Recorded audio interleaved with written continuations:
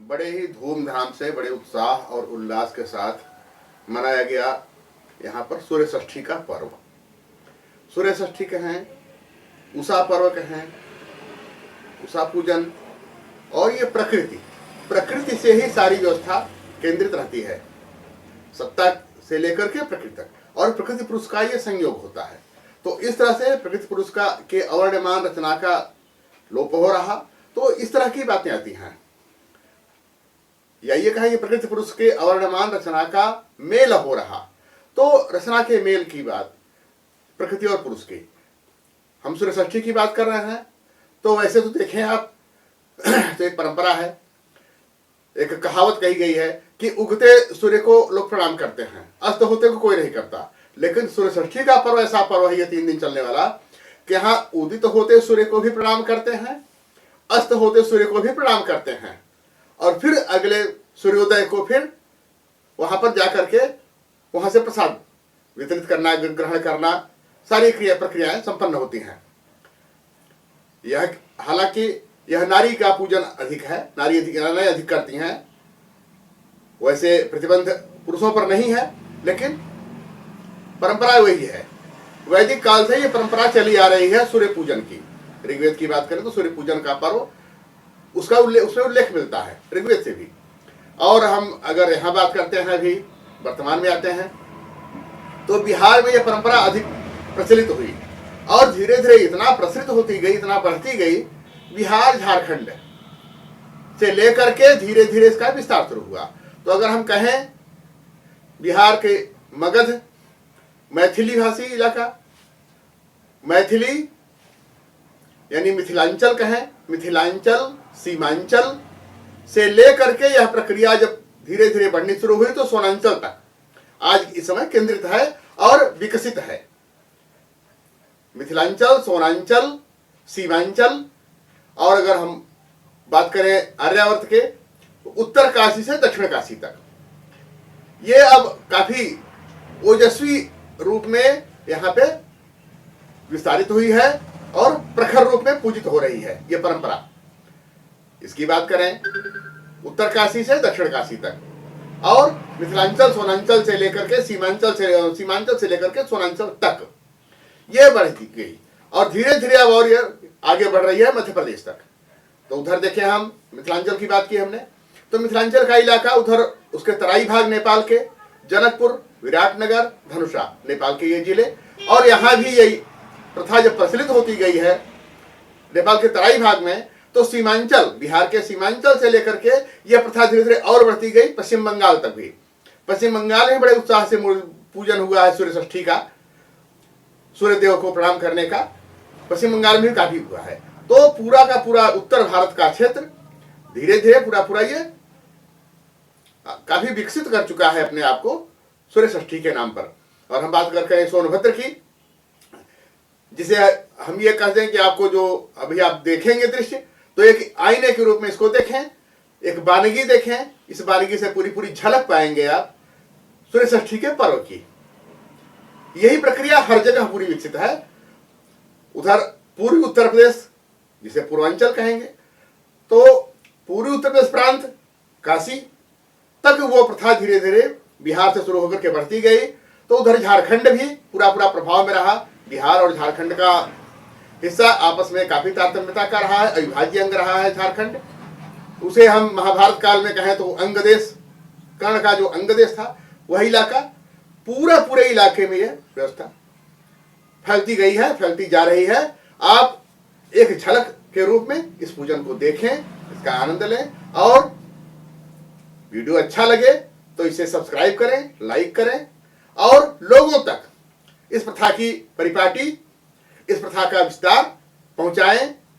सोन का इलाका यह पूरा सोनभद्र, पंचपौराणिक महानद सोन, तो सोन से लेकर के विंध्य और गंगा तक का इलाका पूरा, मिर्जापुर, सोनभद्र से लेते हुए पूरा विस्तृत क्षेत्र, काफी हद तक ये पूजन की प्रक्रिया नदियों पर, नालों पर, तटों पर, तालाबों, पोखरों पर, सरोवरों पर यह प्रक्रिया काफी रूप से इस समय चली है इस पर्व पर।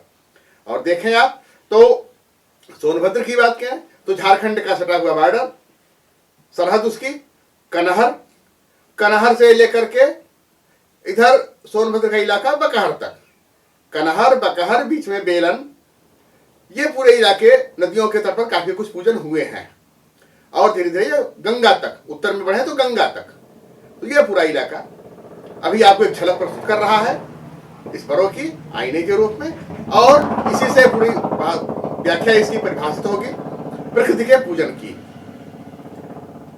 यद्यपि कथानक तो और लंबे हैं इसके कि देवासुर संग्राम में जब देवगण हारे थे तो देवी के यहाँ जाकर उन्होंने स्तवन किया था और सूर्य की उपासना की, तो वहां से लेकर के धीरे धीरे तेज ओज बढ़ता गया सूर्यदेव की अनुकंपा से।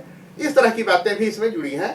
अब आप इस क्रम इसकी झलक आप देखें, हमने झलक की बात की, एक बानगी तो सोनभद्र के तहसील घोरावल, 3 तहसीलें हैं यहाँ पे, दुद्धी, राबर्ट्सगंज और घोरावल। तो दुद्धी में भी काफी पर्व उत्सव से मनाया जा रहा है, झारखंड का सीमावर्ती क्षेत्र होने पे वहां से आ गई है धारा कनहर में लेकर के, और यहाँ तक देखें तो बकहर तक बेलन आदिम सभ्यता की साक्षी, जो प्राचीन संस्कृतियों को, परंपराओं को अपने आप में समेटे हुए है ये पूरा इलाका। हम घोरावल की बात कर रहे हैं तो घोरावल में ये जो आयोजन हो रहा है, आयोजन हुआ है, इसको देखें तो नगर में 5 सरोवर हैं। जैसे रणथंभौर के किले की बात करें, रणथंभौर किला राजस्थान का बड़ा ऐतिहासिक दुर्ग रहा है, वो भी वहां भी दुर्ग के अंदर 5 सरोवर, और यहाँ भी नगर के क्षेत्र में 5 सरोवर। तो हम दशमीहवा पोखरा, दशमी का मेला जहाँ पे लगता है, दशमीहवा पोखरा की बात कर रहे हैं। तो यहाँ बड़ा भव्य आयोजन हुआ है, सीमावर्ती गांवों से लेकर के खुटहा, केवली और आसपास के इलाकों तक के लोग यहाँ पे भीड़ इकट्ठी हुई है। तो नगर के ही घोरावल तहसील के पश्चिम तरफ देखें इसकी सीमा पर तो श्रीहरि तालाब, श्रीहर सरोवर, हरिहर सरोवर, यहां पर देखें तो यहां पर सटे हुए गांव नौगवा, ऊंचडी, हलवई, इन गांवों से भी लोग आकर के यहाँ पे पूजन परंपरा में लग गए हैं, परसौना तक, उधर सिरसाई तक। तो ये सारी व्यवस्था है यहाँ की। इसको देखें आप, ये बानगी, इसकी झलक, जिससे आपको खुद ही ये आभास होगा कि हाँ ये परंपरा किस रूप में कहां तक। अभी हमने बात की मिथिलांचल, सीमांचल, पूर्वांचल और सोनांचल की, जहाँ ये सूर्य षष्ठी जिन्हें हम ललही छठ कहते हैं या डाला छठ भी डाला छठ मुख्य रूप से कहा जाता है। सूर्य षष्ठी जो दीपावली के छठवें दिन ही इसका आयोजन शुरू हो जाता है, दीपावली की छठ को। तो इस तरह से यह परंपरा इतनी विकसित होती गई कि बिहार से बढ़ करके इधर पश्चिम में देखें बढ़ते हुए तो काशी प्रांत, पूर्वी उत्तर प्रदेश प्रांत जिसे हम कहें, यहाँ तक गंगा के तट पर और नदी सरोवर में तमाम जगह पे तटों पर ये आयोजन होने लगे। और सोनांचल की बात करें तो सोन की धरित्री बड़ी ही ऊर्जांचल रही है, ऊर्जस्वित रही है। और इस सूर्य षष्ठी पर्व का, इसके महोत्सव का, ये परंपरा का महक और गमक पूरी तरह से अब दिखने लगा है तकरीबन 10 वर्ष में, यानी 1 दशक में ये काफी हद तक शीर्ष पे यहाँ पहुंच गई है परंपरा, जिसकी झलक आप इस वीडियो में देखेंगे। और अपना इलाका बड़ा ही आबाद है, धीरे धीरे इसका प्रसार क्षेत्र अब बढ़ता जा रहा है मध्य प्रदेश की दिशा तक।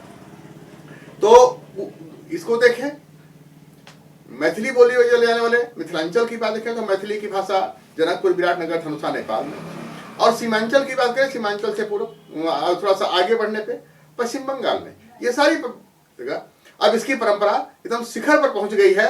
अपने यहाँ भी, अपने देश में, और देश के अलावा विदेश में यहाँ के प्रवासी लोग जो रहते हैं, भारतीय प्रवासी, उनमें अब आयोजन बहुत ज्यादा बृहद रूप में होने लगा है। अन्य देशों में भी जो बड़े ही समृद्ध और बड़े ही अपने आप में मानदंड रखने वाले दूसरी परंपराओं के देश हैं।